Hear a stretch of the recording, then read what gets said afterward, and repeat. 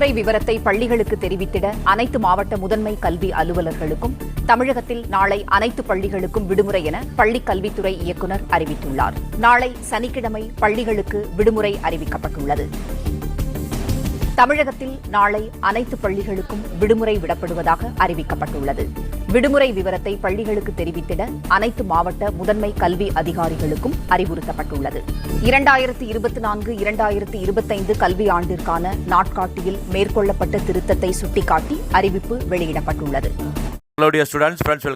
தமிழகத்தில் நாளை அனைத்து வகை பள்ளிகளுக்குமே விடுமுறை அளித்து அதற்கான உத்தரவை பள்ளி கல்வித்துறை இயக்குநர் தற்போது கொடுத்திருக்காங்க.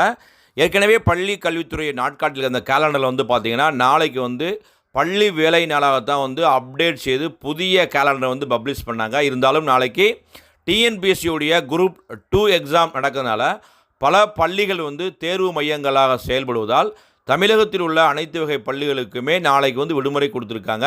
ஸோ இந்த விடுமுறை என்பது கவர்மெண்ட் எய்டட் மெட்ரிக் அனைத்து வகை பள்ளிகளுக்கும் தான் பொருந்தும். சில தனியார் மெட்ரிக் பள்ளிகள் எக்ஸாம் சென்டர் இல்லைண்டா நாளைக்குமே பள்ளிகள் நடத்துவாங்க.